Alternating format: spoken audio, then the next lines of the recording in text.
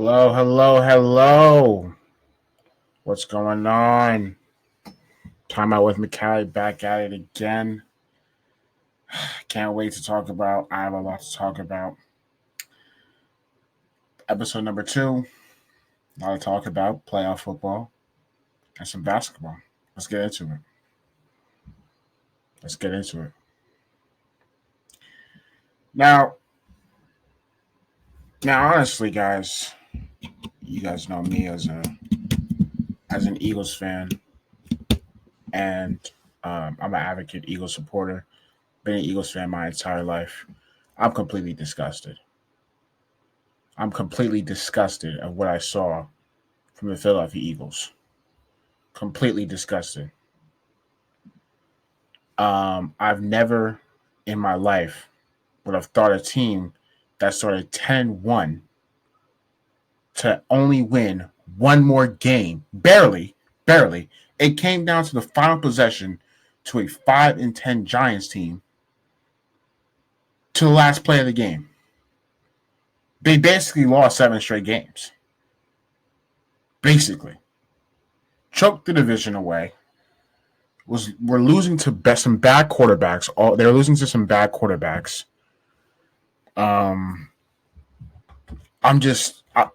They were losing to some bad quarterbacks. Nick Sirianni was making questionable decisions, like getting rid of Sean Desai. Now I get into it. What started was San Francisco.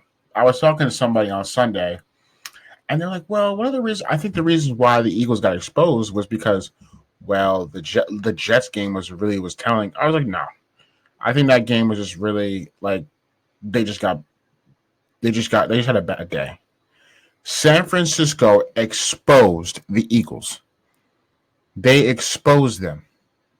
They talked heavy in the offseason, saying that they were taking away our NFC Championship game from last year, saying it was a fluke.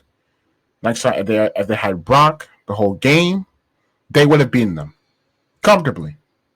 And they came into Philadelphia. Was it whatever? What was it? Week 10 or 11 or 12 it was? 11, 12? And absolutely beat them down. 42-19. Or 40, whatever the score was. Honestly, this defense is one of the worst defenses I've ever seen as an Eagles fan. I can comfortably say that. The worst defense I have ever seen in my life. They can't tackle, they can't cover, and they don't have the IQ to know what they're doing. The secondary was god-awful. God-awful. James Bradbury, horrible. Darius Slay, he was the only bright spot, and he wasn't all that amazing either. So, Eli Ricks, the secondary was full with a bunch of young raw players who just didn't know what they were doing. Keely Ringo, Hansy, Eli Ricks, over pursuing. James Bradbury was just flat out bad. He was flat out bad. Like if he should honestly go out to the NBA and play for Portland. He's a Blazer because all he does is trail. Every time the ball is thrown his way, he is either behind the receiver or he's holding the receiver. With that little jog he does with his arms, with his little arms. I mean, my God, thank God if Mike Evans caught a couple of those passes yesterday, the score would have been even worse.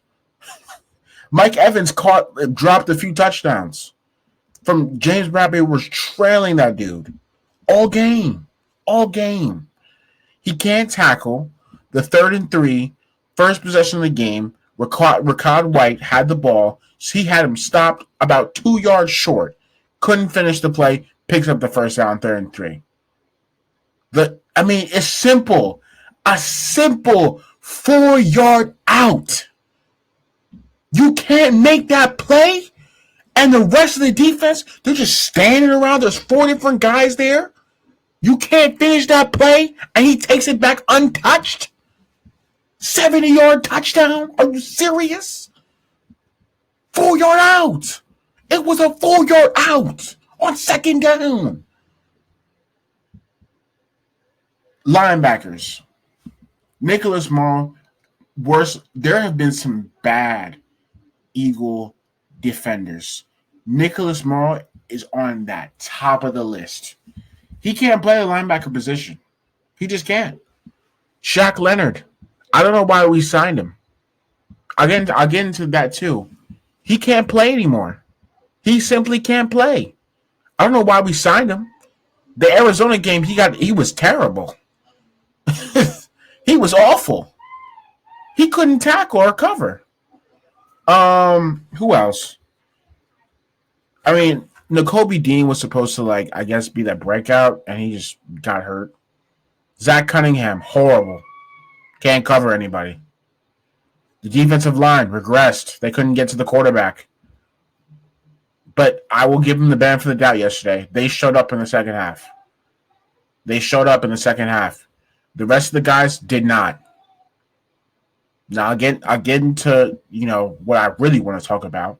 But I want to talk about getting rid of Sean Desai. Yes, he was not very good. But it was really the players. It was the players, man. It was the players and the personnel. They were bad. And Nick Sirianni, shame on you for getting rid of that coach and promoting one of the worst coaches in the National Football League. Who on God's green earth thought it was worth mentioning putting Matt Patricia, promoting him to defensive coach? This is the same coach last year who was a defensive coach calling offensive plays for Mac Jones last year. And Mac Jones was horrible last year. One of the reasons why? Because Matt Patricia was calling plays. Do you know what happened with Matt Patricia in Detroit? I'll tell you, it was no good. It was no good. Everybody from the Belichick coaching tree turns out awful. It was no good. So why did you promote this guy? Arguably, if you wanted to say, well, it looked worse, it looked a lot worse. It looked worse with Sean Desai on third down. Arguably, you could say Matt Patricia made it even worse. The defenders can't tackle. They couldn't tackle a soul out there. Guys out there running, they don't even have to be touched. Their jerseys aren't green. There's no dirt on them. It's crazy. There's no possible way that, what do they do all week in practice? The defenders, seriously, what do you do all week? What do they teach? Because it's not good football. That's not what I'm seeing. I think Deshaun Desai got scapegoated. And honestly, he just got by San Fran and Dallas. But Sean Desai coached some pretty good games. The Miami game. Kansas City, Mahomes. Only to no points in the second half. Dallas only scored 23 points in Philadelphia. And you fired him because of 2 games. I don't understand. There has to be major changes to the defensive side of the ball. Do not bring James Bradbury is gone. Darius Slay is gone. I give Slay one more year, but Bradbury has to go. The linebackers, all of them are gone. Some of these guys just have to go. Fletch, I don't know. BG wants to come back. I don't know about that. Let these young guys rock, man. Let Davis, Milton Williams, Carter, let those guys rock. What are we, Matt Patricia, it was so bad. You're putting your best pass rusher in coverage.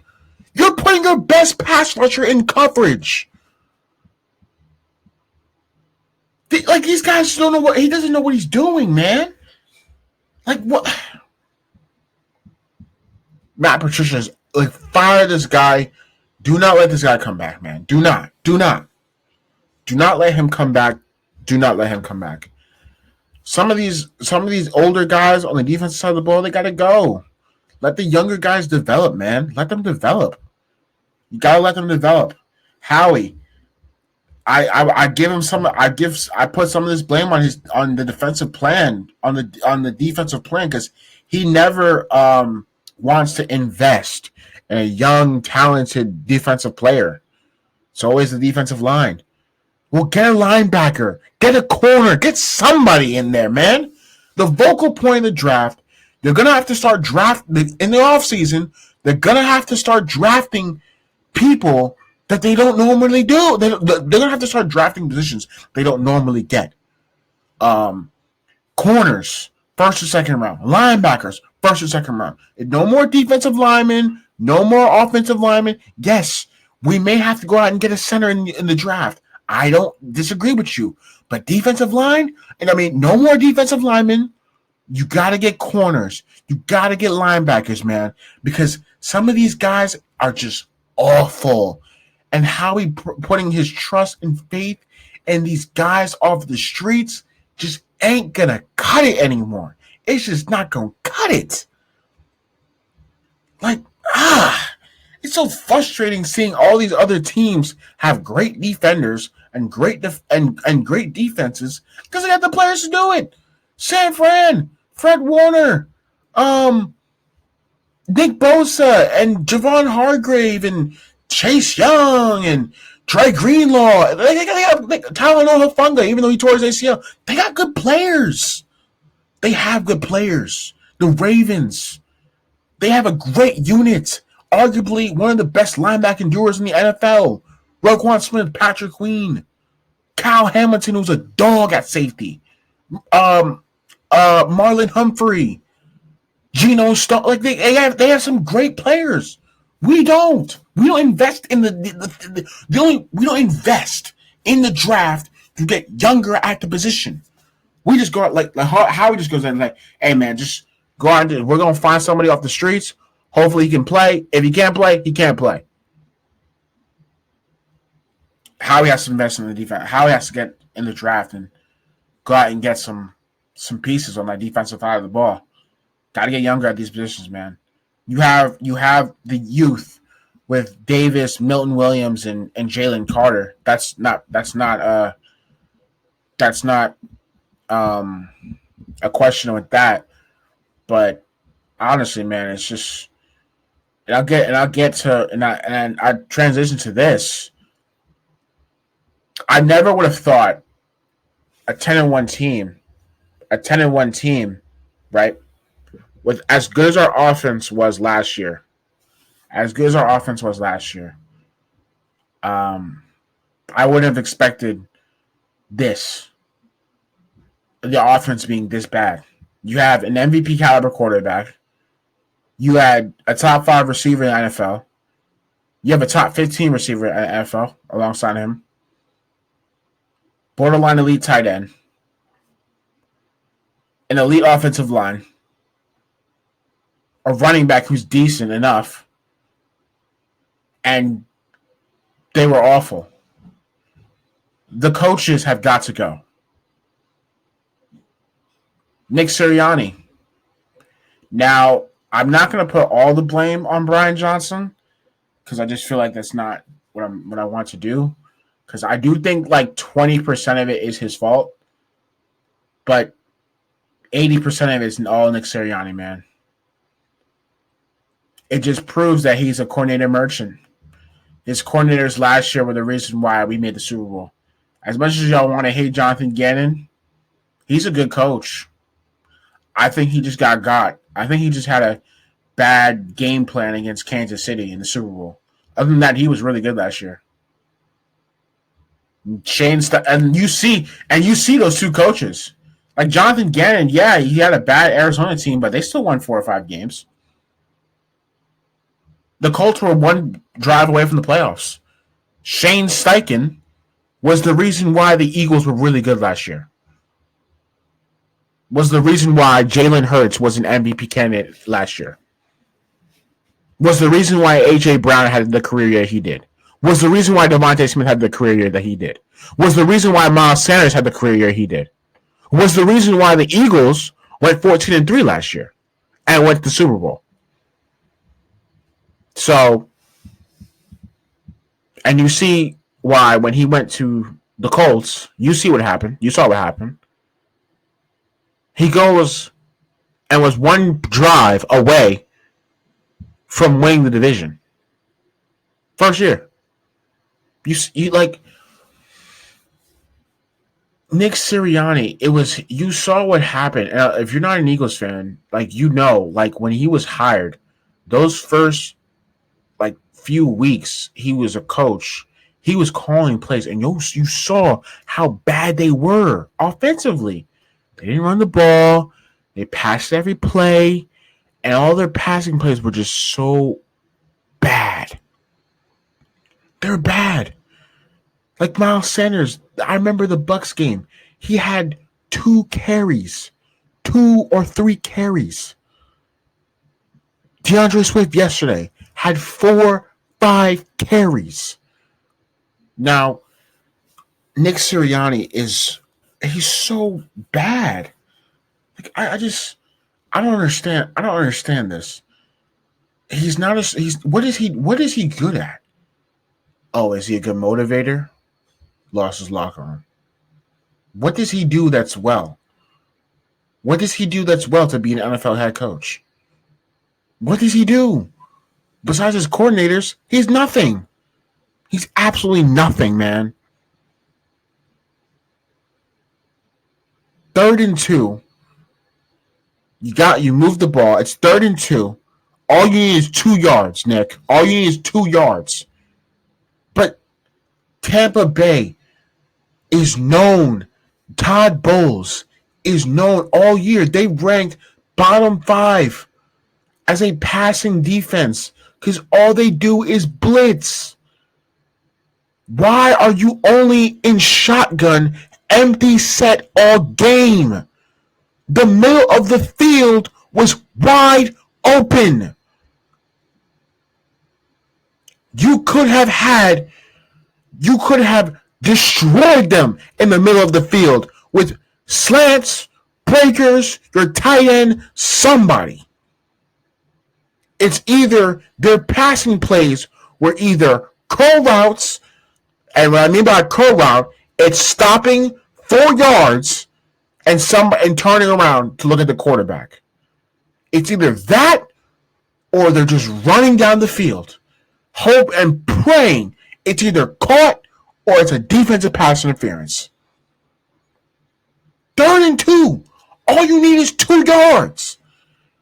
You tell Jalen, throw it up to your tight end, who's 5 yards away, separated from the other receiver. All you need is 2 yards. What are we doing? They blitzed them every play, and every play offensively was empty shotgun. Empty shotgun. Are you asking, or were you trying to get Jalen Hurts hurt? Were you trying to get him injured? You were sending him to die yesterday with on 4 fingers. What type of game plan was that? What type of game plan was that? Nicholas? I mean, my goodness. And I see people are going to blame Jalen Hurts. You blame Jalen Hurts. Fine. Do whatever you want. It wasn't his fault. It was not his fault. The coordinators and coaches failed him this year. Failed him. I mean, my goodness. The Arizona game was totally on the defense, but my gosh, that situation where it was 1st and 20, QB draw, screen to, and oh my gosh, don't even get me started on the screens. They can't even run screens correct. When you run a screen against the blitz, you usually typically use your running back on a running back screen, on a screen against the blitz, not the receiver on a bubble screen. You're trying to go forwards. Not like it's so like it's horrible. Changes have got to be made, and I'm telling you right now. I was about to give Nick the benefit. I was down because he's still a young coach. Yeah, he went to the Super Bowl last year. Yeah, they've been in the playoffs for years. I was like, you know what? Even though they're in the skid right now, you know what? I give them the offseason to figure it out. I'm done. You don't start 10-1 and only win one game in the last play of the game, too. It was not a convincing win either. You don't, man. That's terrible. That's actually horrible. It's like, why do we even make the playoffs? I was telling folks all week, I was like, and people are gonna troll me. They've been trying to troll me, and they're going to troll me. It's not gonna work, man. Trolling not gonna work. I saw it weeks ago. This team was cooked. I knew we were gonna lose, so trolling me doesn't work because I knew we were gonna lose. Yeah, laugh it up. Yeah. Philly lost. Y'all can laugh it up, man. But truth be told, we know this team was cooked. And also, forgot to mention, Nick Sirianni, you're trying to win a playoff game. You already lost 5 straight games in a row. You lost the division title against the Cardinals. Why are you playing your starters against the Giants? Why? The Cowboys were not losing to Washington.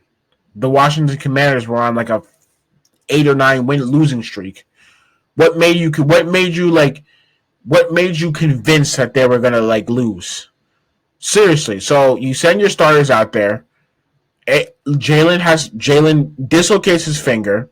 AJ Brown hurts his knee. Jalen Hurts was 60% in that game yesterday. It's been 60% all season, and AJ Brown couldn't play. Who do you think's fault was that? Nick Sirianni, I'll tell you that. The offensive coaches have to go. Brian Johnson has to go. Well, I think Brian Johnson should come back because I truly don't think this is what the offense that he wanted to be in. I just think it's all Nick because he's just not a good coach, man. He's not, man. Oh my god, like it was crazy. They can't move the field down, like they couldn't move.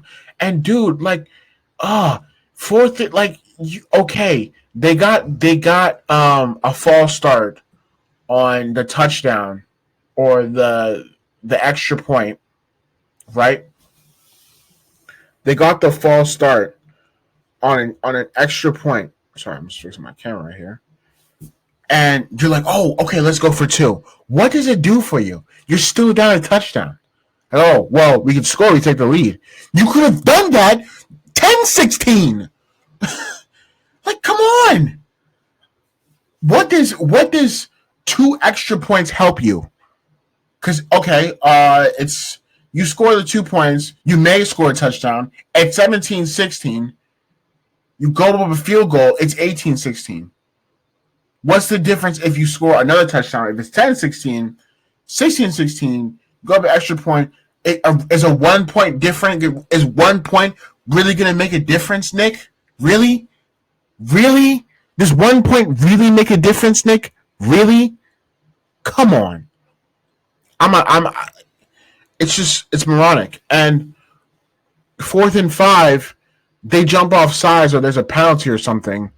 So they make it 4th and 5, or I think it was a penalty on the Bucks when we try to go on the field goal again. So it's 4th and 5. And I'm like, okay, let's go for it. Send the team back out there. Don't even try to get the 5 yards to extend the drive. Don't even try to do that. Just throw it up to the end zone and see the receiver can catch it. Devontae Smith can catch it. And he was the only one that actually had some effort yesterday. Everyone else, garbage. Besides a few guys on the defensive line. He was the only one that was wanting to make plays. Jalen had a bad game plan. Like, yeah, that safety he took was bad, but he was trying to make a play from going another 4 and out. Like, oh well. It was not his fault. Coaches sent him out there with a bad game plan, sent him out there to die. You knew they were blitzing every play. You had no answers for it. You had no place to beat it. Terrible.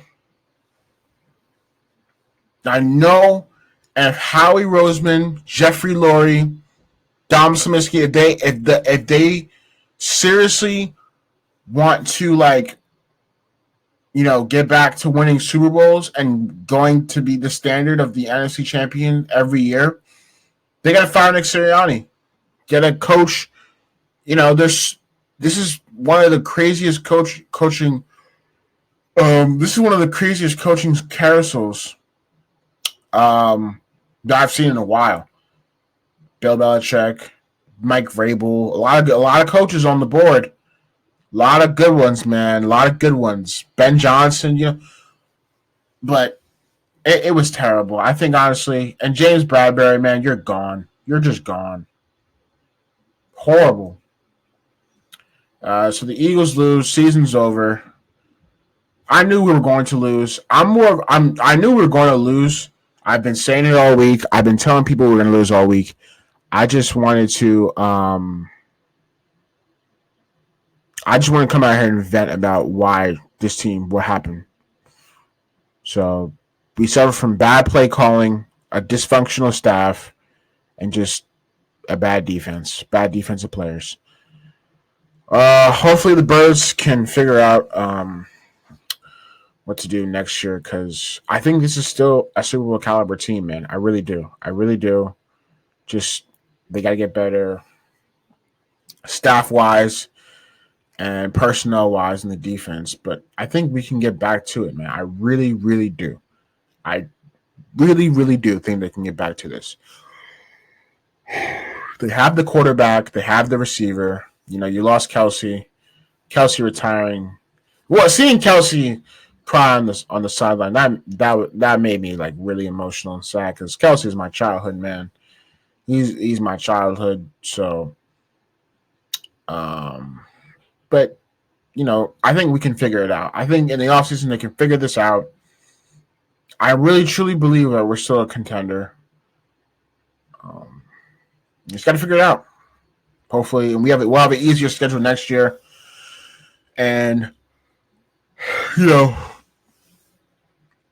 have an easier schedule next year, so they got to figure it out. Another news. The Dallas Frog Boys, the Cowboys, the Cowgirls, however you want to call them, they collapsed. The yearly Dallas Cowboys collapse. It happens every year. I was laughing my butt off. It was glorious to watch. I know we lost. Yeah, we did lose. But the Cowboys losing in the fashion they lost was even better. I couldn't stop laughing. I was trolling. I was memeing. I was doing everything.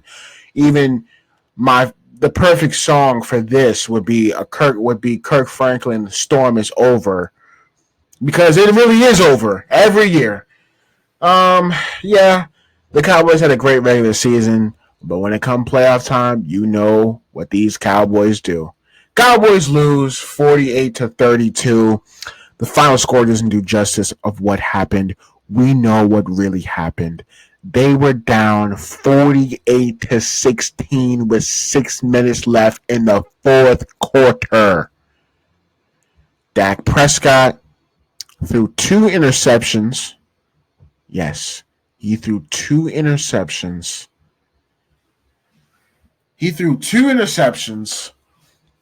One of them was a pick six. One of them costed them points.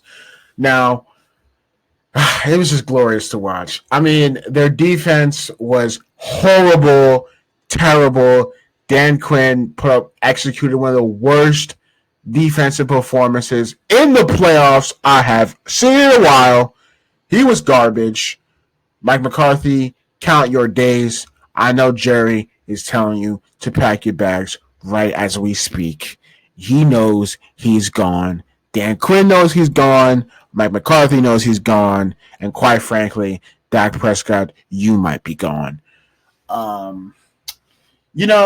I would have never thought the Packers with their first year starter Jordan Love coming in there and just lighting them and torching them up left and right, man. I mean, my gosh, it was first drive. They were not scared at all. They were playing. It really felt like the Packers were playing with nothing to lose because they're the youngest team in the NFL, a team that was 9-8, didn't win the division, and the Cowboys were playing with immense pressure lifted by their horrible owner Jerry Jones. I mean, my God. It just look, they were killing them on the run game. Aaron Jones had 2 rushing touchdowns all season. You know how many rushing touchdowns Aaron Jones had yesterday? 3. He had 3 rushing touchdowns. 3 rushing touchdowns yesterday. Killed them all game on the ground. Romeo Doubs torched them in the middle of the field. And my goodness, arguably one of the funniest plays was a Luke Musgrave touchdown. He was so open. Dude could have went to Duncan, or he could have went to what's that one place? That little chicken place. He could have gone to the Cowboys Canes with Post Malone. Could have ordered himself a 6-piece tender with some fries and cane sauce and came back and still would have scored. That's how wide open the brother was. That's how wide open he was. He was so open. He could have counted his fingers on the way to the end zone. My gosh. Dan Quinn, I don't know what you were. I don't know. What's his name? LaFleur out like just ran circles around him. He was not afraid of the moment. And truthfully, the Cowboys defense is who we thought we were. If they don't create turnovers, they're not good. They're not good. If they don't create turnovers and block hits, they're not good. You can run them, you can pass, you can run them all game, and when you run them, they open up their passing game and you can torch them. I've been saying it all year. I don't know why the Eagles didn't do it, because we could have beaten them in Dallas, but and Dak Prescott, I want to start by this, man. You are not him. You are not him. And you talking about in your press conference about Mike McCarthy, like, oh, add me to the list. The standard is always winning here. What would you know about standards? What would you know about winning at all? You don't know anything about winning. Oh, well, Dak Prescott's won a couple of NFC East titles. How many playoff wins do you have? You only have 2. One of them was against an 8-9 Bucks team last year, with a spineless Tom Brady whose spine and arms and skin was falling off. That's how old he was. Trying to get through the year. They were a terrible defense, terrible offense. You beat them. That's your second playoff win. Other than that, you're garbage in the playoffs. You are not him. Everything you did this year does not matter to me, and it should not matter to anybody else. I don't care you threw for 4,000 yards. I don't care that you had 36 touchdowns. You led the league in NFL in passing touchdowns. What did you do in the playoffs, Dak Prescott? What did you do? You folded like a lawn chair. That's what you did. Horrible. And you want. Listen, Jerry's going to extend him because Jerry likes Dak Prescott and he has emotional connections to Dak Prescott, an emotional relationship to Dak Prescott, and that's the worst thing anybody could do in business, is having like an emotional ties and relationship to a guy to keep him, even though he's not getting you anything. That's the worst thing you could do in business, the worst, and that's exactly what Jerry Jones is going to do. That's exactly what's going to set them back. Dude, in his extension, his 4-year extension that he's gotten, you know how many playoff wins Dak Prescott has gotten in his extension? 1. 1 playoff win in his entire contract extension so far. 1 playoff win.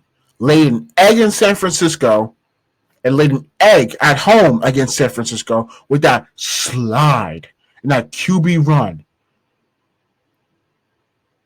He's horrible in the playoffs.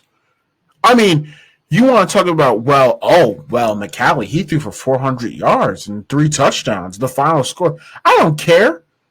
Those stats don't matter to me because what was the stat line at the 48-16? 180 yards, 2 interceptions, and those interceptions he threw gave the other team points. Jair Alexander wasn't down. He could have had thrown 2 pick sixes, but nonetheless, that pick accounted for points, and he threw one to Darnell Savage. He went untouched, basically just jogs the end zone, and he gave the Packers 14 points. Gave them right away. I mean, we all know that he is a CD merchant, and he was honestly easy to figure out too, because all he does is throw it to CeeDee Lamb. All they do is target CeeDee Lamb. Once you brag at CeeDee Lamb and he throws his way, easy pick. And he wants a raise as well. He wants a $10 million raise from $45 to possibly $55 to $60 million a year. I would just not do it. I would have some hesitation. I would not do it. He said add him to that list. He said in his press conference, he goes, well, add me to that list of the possible Mike McCarthy firing. Okay, bro. Okay. We'll add you to that list. No problem. No problem. Horrible. Also, he's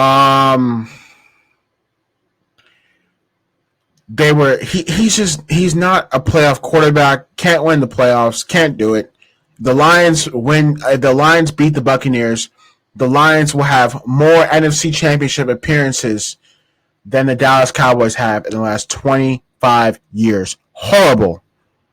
The Lions got their first playoff win. I'll get to that game in a second.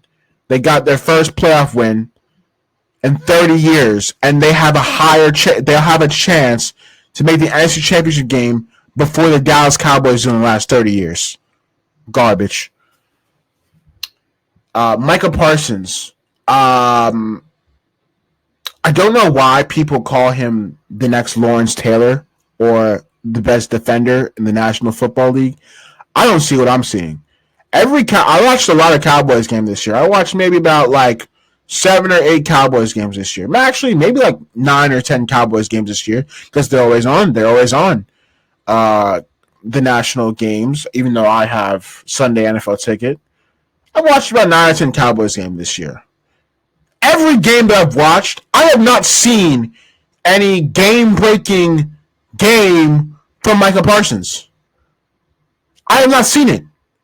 But I know that as a pass rusher, its sacks don't determine how good a player is. That's 100% true. There's other metrics. There's other stats like pressures and pass rush win rate and other stuff.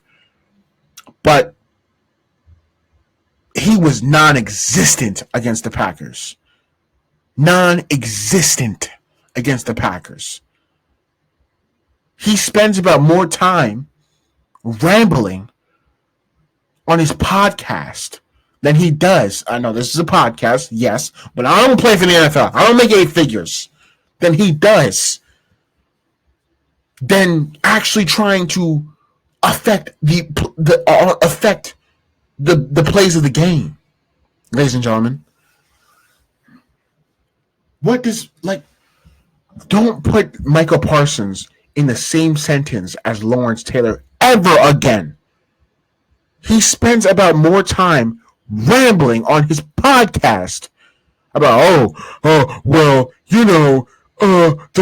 just don't understand how the Cowboys, the media, they just hate the Cowboys so much. They're almost rooting for us to lose. And I just don't understand. It's just terrible. They're rooting for us to lose. They're waiting for us to lose. they just want players to fail. Dude, do you understand that you play for the Dallas Cowboys? About 50% of America loves you, and about 50% of America hates you. That's the little mold of the Cowboys.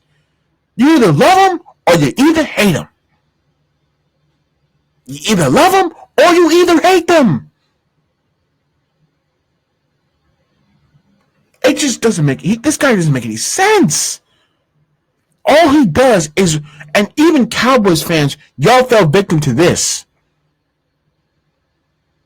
Asking for holding calls. Looking for holding calls. Oh, I don't... He posts on his IG story against the Miami Dolphins game of him getting held. Oh, free me, NFL. Free me. Free me. Look at this. And even Cowboys fans fall victim to this. Y'all do. I see it. Oh, Michael Parsons can't draw a holding call. Oh my gosh! In the Packers game, he found, and then the broadcast, Kevin Burkhardt and Greg goes, "Oh my gosh, Michael Parsons! He finally got a holding call, y'all! He finally got one." Are you kidding me? Are you kidding me? Or your game is trying to get holding calls? Your game is just to get holding calls? That's like an NBA player just looking to go to the free throw line. You're looking for a 50% chance of scoring 2 points. It's either 50 or 0 or 100%. You're just looking for holding calls? Are you kidding me? The great ones, and yes, Michael Parsons, if he knew this, if he was a football player and knows this, there's holding every play on the line of scrimmage by either the defense or the offense. The refs aren't going to call it every play unless it's so blatant enough they have to call it. But there's holding every play on the line of scrimmage. The refs will only call it if it's so blatant enough that they have to make a call. But they're not going to look at number 11 and go, yo, watch number 11. Watch number 11. Watch number 11. Like, my gosh. The great ones overcome, not complain. And that's why he's not great. In my opinion, he spends more time rambling on his podcast, looking for holding calls, instead of actually going out there and proving why he's one of the best defenders in the league. He's not.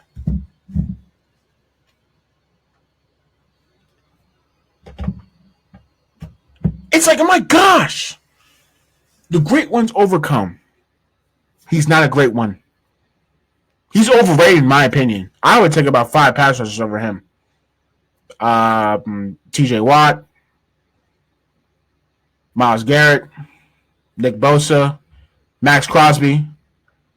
That's 4.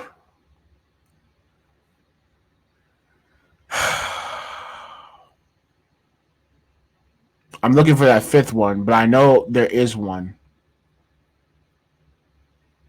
But I'm just not putting him there. I know there is one that is better than him. Just not coming to mind.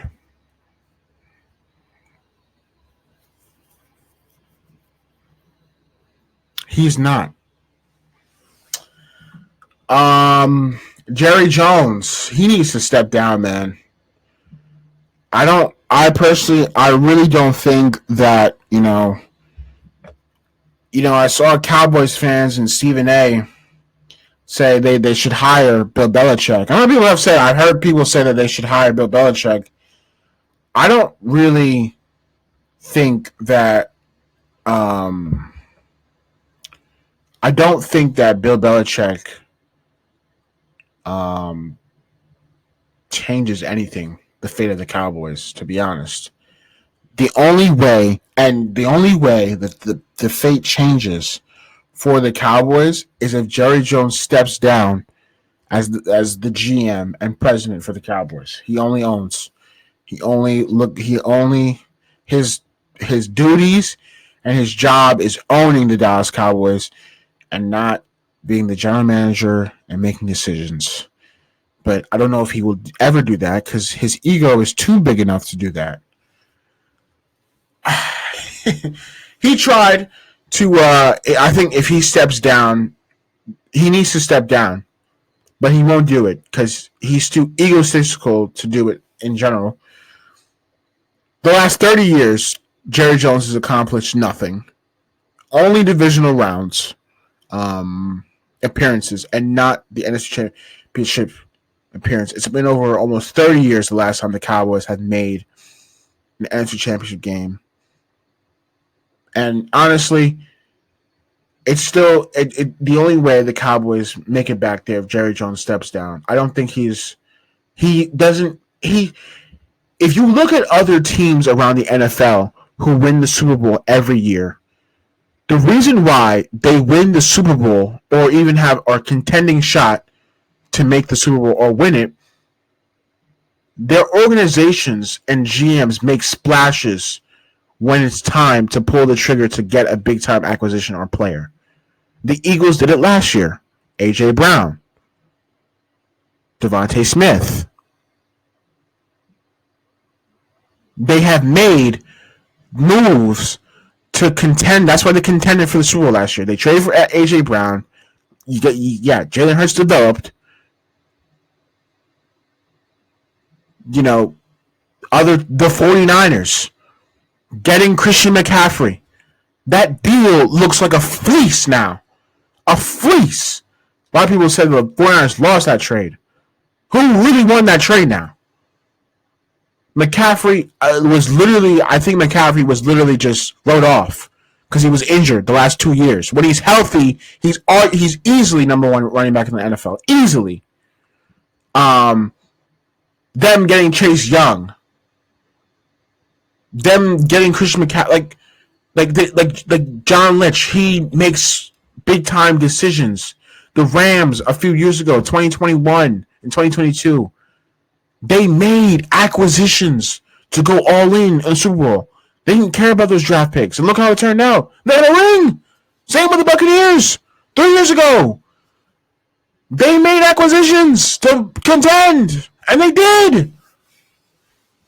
I wouldn't say about the Chiefs, but they have the best quarterback in the NFL, the best player in the NFL. So who cares?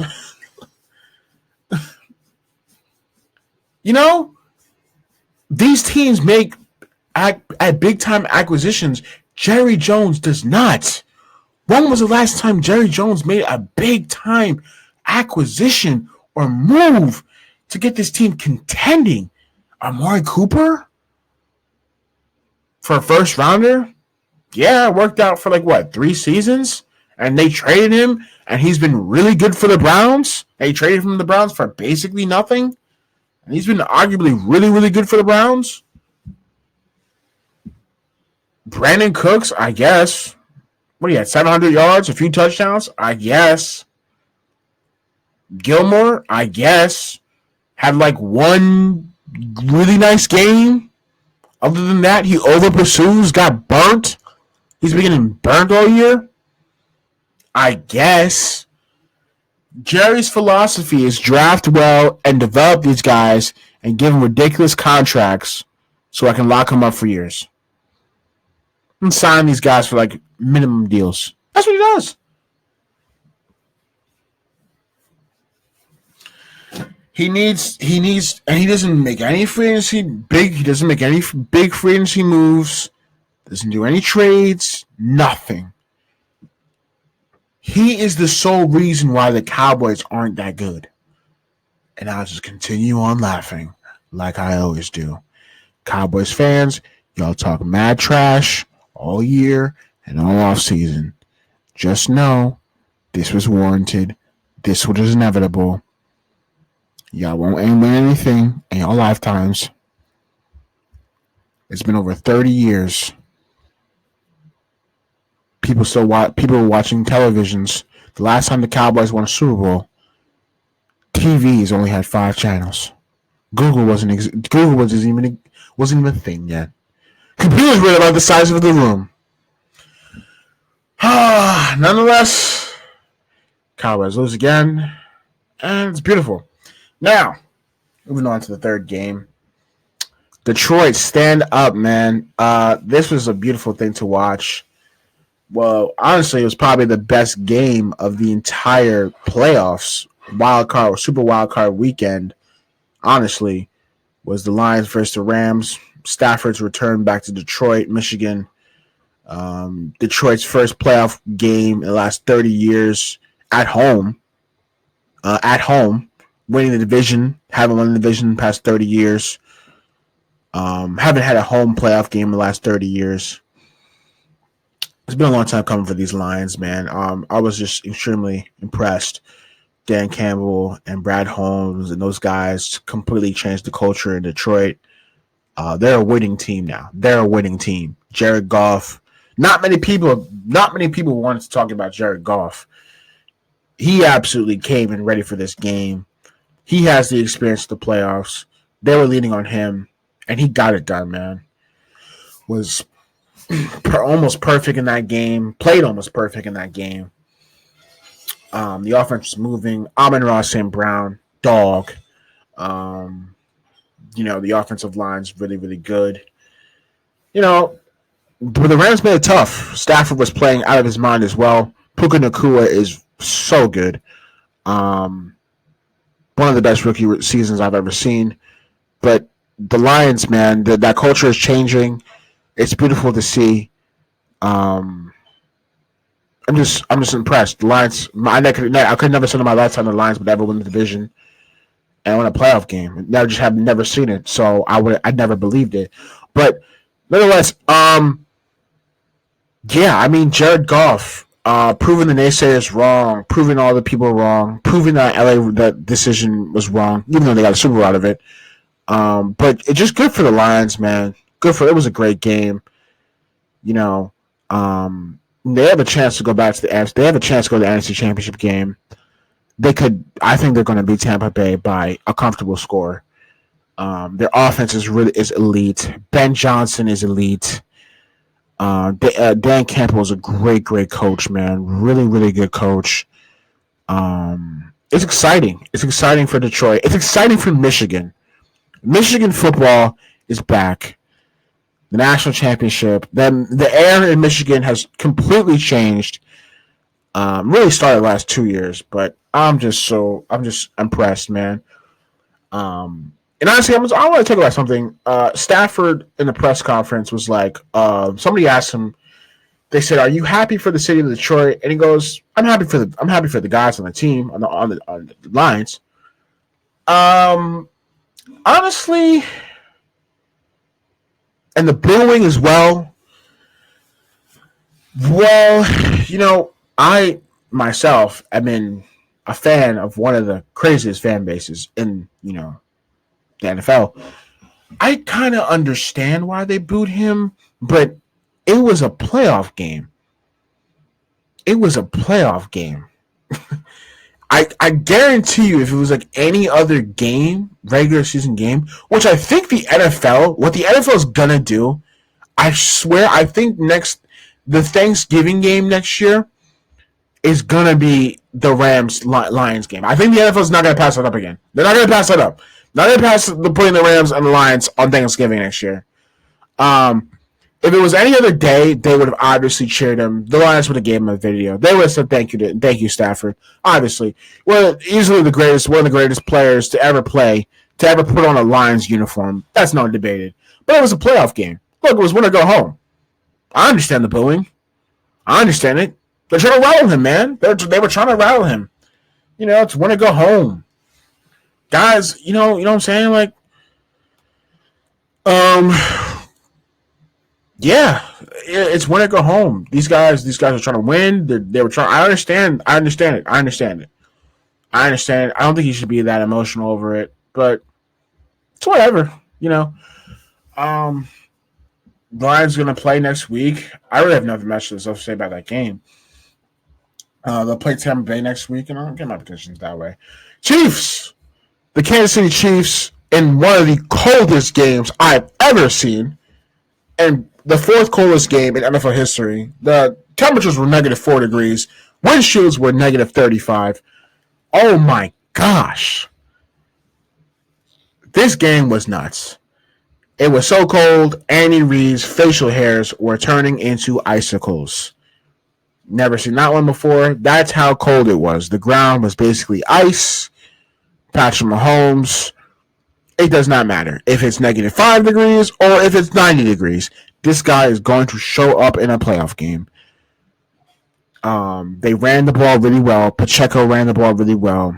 Rashee Rice, man, he's the only guy that Mahomes has trust and faith in, and that's the only. They should only have 2 players in that passing game that they should have faith in. But I gotta talk about the Dolphins. The Dolphins are also who we thought they were. Overrated. A team that was 11 games, had the best receiver in the NFL, the best passing game in the NFL, only to have one game of victory over a 500 team. They only had one victory over a above 500 win team. That was the Dallas Cowboys. Why am I not surprised it was the Dallas Cowboys? Why am I not surprised? They lost every other game they played. That wasn't a team that was below 500. The 1:00 game in Miami, South Florida against a below average team, they killed and fooled y'all. They had this team talking about, oh, we a Super Bowl team. Heck no. Tua can't. It's so surprising to me. This guy played at Alabama. Bama gets cold in the winter times. It gets to like 40 degrees. 40, 50 degrees, 40 degrees. Like, dude, he's so bad in the inclement weather. They had no dogs up front. The receivers are all speed, and the running backs are all about speed.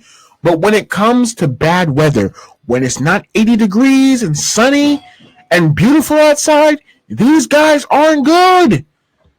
The receiver, did you see Legere? Oh, by the way, L'Jarius Sneed. Oh my gosh, shut down. Did you see what L'Jarius Sneed did to Tyreek Hill? Jammed him so badly he couldn't even run the route. That's what happens when these receivers, these fast guys, play in these weathers. When it's raining, sleeting, or it's cold, these guys aren't going to be that good in the speed. They're not going to be that fast. They're not going to be that. The Dolphins need dogs, man. They need dogs. They don't have dogs. They have speed guys. Tua, you are not him. Tua is not him. I know the Dolphins are going to. By the way, I did not know Chris Greer was black. I did not know that. I thought Chris Greer was a white guy. Chris Greer sounds like a white guy from Florida. Chris Greer is a black man. I did not know that. But now I do. I saw a video today. Chris Greer is black. I did not know that. They're going to extend Tua, which I don't have a problem with. They're not gonna I've seen some people talking about get rid of him. I don't know who they replace him with, or there's some rookie or some veteran, I guess. But it's smart to extend him. But can you have faith in him? Can he win you those games? Because against Kansas City, he could not throw the ball more than 5 yards. It was 4th and 14. End of the game. Tua, why are you throwing the ball 7 yards behind the sticks? Did you see that interception he threw? The ball wasn't even 5 yards up near the receiver. I mean, my gosh. They had no trips to the red zone. Tua ain't good in the cold. That's just proven. He can't win you those big games. Laid an egg against Buffalo in their home stadium. Laid an egg in Baltimore. Laid an egg against Buffalo. Laid an egg against Kansas City. They just can't. I don't know. I don't think Tua's the guy that you can win a Super Bowl with. I don't think Tua will. If Tua's your quarterback, I don't think he will win you a Super Bowl. He doesn't have a strong enough arm, and he can't play in the inclement weather because you're playing in the AFC, the American Football Conference, where in the games where it matters most, these games are going to be played in inclement weather where it gets cold. Cleveland, Baltimore, Pittsburgh, Buffalo, Kansas City, even Denver, even not even a playoff team. I even said Denver gets cold. It gets the elevation is tough out there. It's pretty high. Who else? New England, um, Cincinnati. These stadiums are cold now. It's cold. And you can't just rely on if you want to rely on getting to the Super Bowl by playing in the warm weather, dude, have the best record in the NFL, but you don't have it. You don't do it. You could have had the second seed and had possibly potentially home field advantage throughout the playoffs, but once again, you laid an egg against Buffalo. Tua, you're not him. You're not that guy. You're not that guy. I don't think you're ever going to be that guy to win a Super Bowl, unless I'm proven wrong. But I don't think I will be proven wrong. Yeah, I mean, we saw it coming. The Dolphins, they were not healthy. They hadn't been a team over 500. They hadn't been over a team 500. They're playing in freezing temperatures. There was no chance of them winning that game. Tyreek did make a return back to Kansas City. He did score that touchdown. But other than that, dude was doing cardio. He was freezing his face off doing cardio in the rest of the game, to be honest with y'all. L'Jarius Sneed absolutely shut them down. The Chiefs, now, I'm going to say something about the Chiefs. This is the recipe to win a Super Bowl, to make and win a Super Bowl. They have the defense. They have the run. They have the defense. Their defense is elite. Their defensive line is really good. Their secondary is really good. Their linebackers are really good.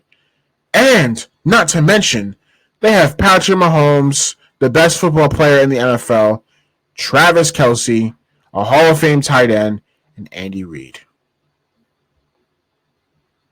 That's all that matters, to be honest. They have the recipes for success to make the Super Bowl. They could do it. They could beat Buffalo. And honestly, it's even better for Mahomes' legacy because he's never been on the road for the playoffs. This could absolutely boast Mahomes' legacy by making a Super Bowl on the road this year. Going to Buffalo.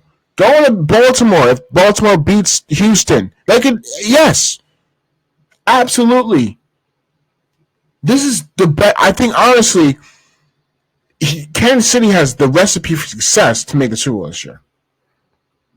Now, moving on to the other game, the first game of the playoffs, Houston and Cleveland. CJ Stroud, you are him. This is the best rookie quarterback performance and season I've ever seen in my lifetime. There's been some good ones, but CJ Stroud, number one. When have you seen a starting rookie quarterback in his first year win the division, have over 4,000 passing yards, and win a playoff game? I think he's the best. I think Cleveland was honestly, they were trying to get him by throwing the man coverage because apparently CJ wasn't really good against man. He was good against the zone coverage this year, and he torched their man coverage. Torched them. And Texans, their receivers aren't really that healthy. There's only really one receiver. Nico Collins is really the only receiver they have right now. And they torched him. He torched them. And when they went to the zone, torched them again. The DBs, they got killed, man. Flacco, he's had a great run, but that was inevitable. Threw too many picks, threw a lot of pick sixes. That's what's going to happen when you have a 40-year-old backup quarterback in a playoff game. Nevertheless, the Cleveland Browns season's over. They had a really good season. Number one defense. Joe Flacco. Oh, well. Texans play Baltimore against that. Bills play Steelers. I don't have much to say about this game, but Josh Allen, if he doesn't turn over the ball, plays really, really well. and he plays well, man, they have also a shot to make the Super Bowl. He could do it, man. He could do it. And if they do, it'd be impressive because they were 7-6 and they won. What, they win 5-6 straight games. One of the hottest teams in the NFL right now. They're a little banged up, but you got Josh Allen, you can win any game. If he doesn't turn over the ball, they can win any game. Now, I got some predictions I want to do.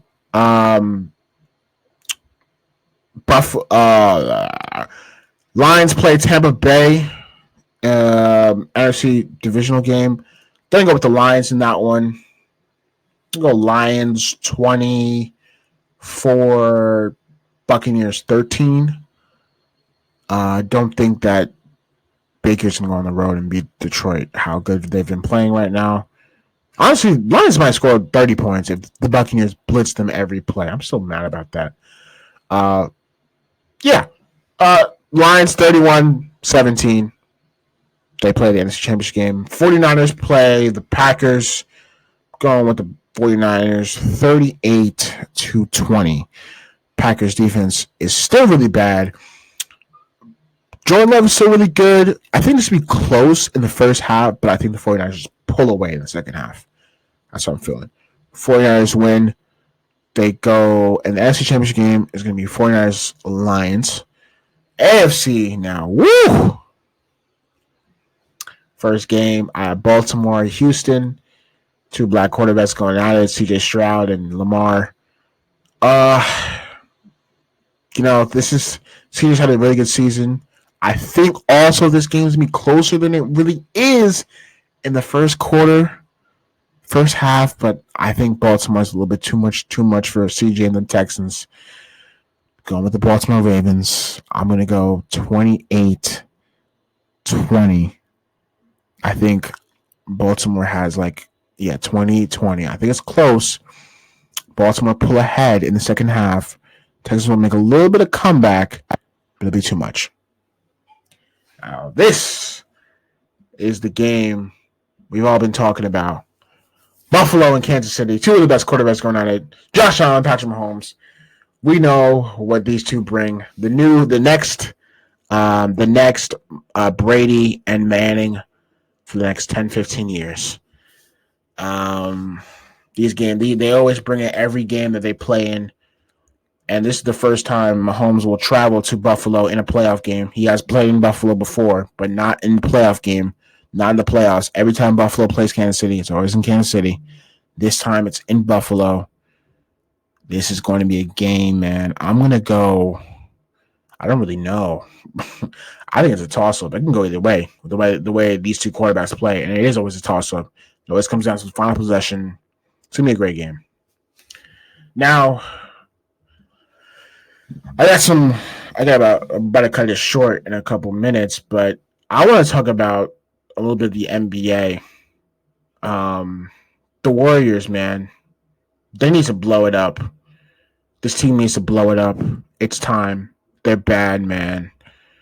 Like I said before, you're holding on to guys for emotional relationship. Yeah, they've won you 4 championships, but Clay got to go, man. Draymond's got to go. They're holding on to these vets, but I don't even know if Andrew Wiggins has any even trade value right now. He's played so bad. He doesn't even have any trade value. They got a bunch of young guys. I mean, they messed it up. Steve Kerr and them guys, they messed it up by playing these vets more, and other than developing these younger guys, Kuminga and Wiseman and Jordan Poole. Like, they traded away Jordan Poole. I mean, they had the young core. When they won that championship a few years ago, they had the young core that could have taken the next steps and let the older guys take a step back. But Steve Kerr was like, he's gonna keep playing these older guys who just don't have it anymore. Draymond and Clay don't have it anymore. Did not develop these young guys.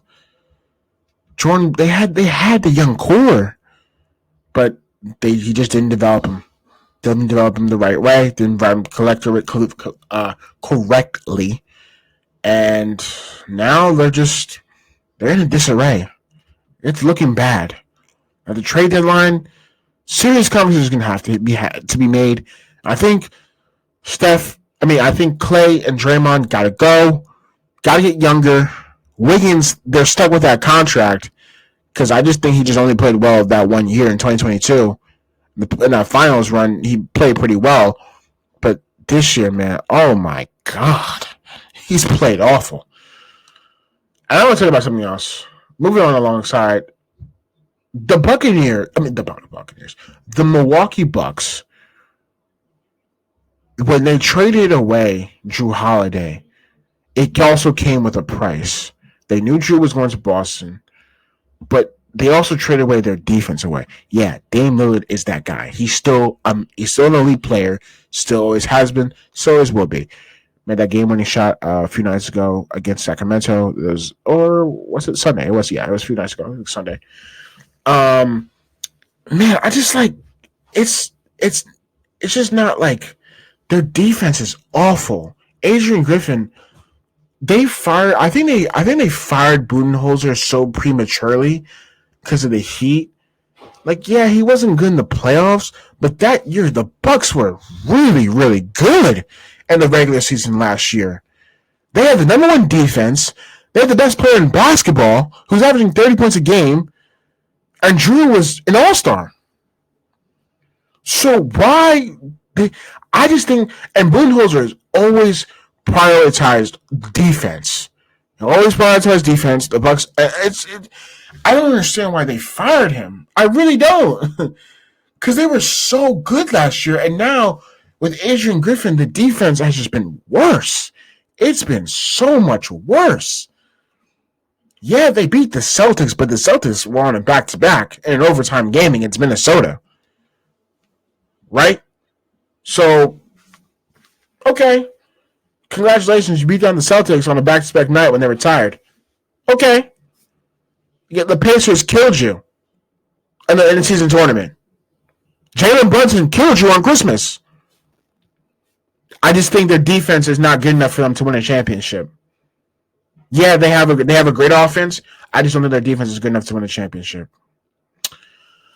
So that's very it, guys. It's been what, an hour and a quarter. Episode 2. With timeout with McCallie. Get my music up in here.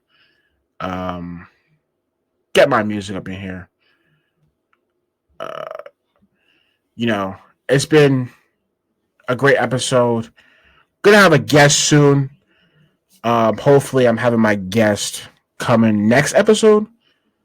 Finally have a guest. Finally can go possibly back and forth with my guest. Because I want these episodes to be good. I want to keep doing this more consistently because I feel like I just want, once I have my guest, I feel like this show is gonna explode, man. I think it's gonna progress a lot. I can't wait to keep doing this. I love talking about my passion for sports.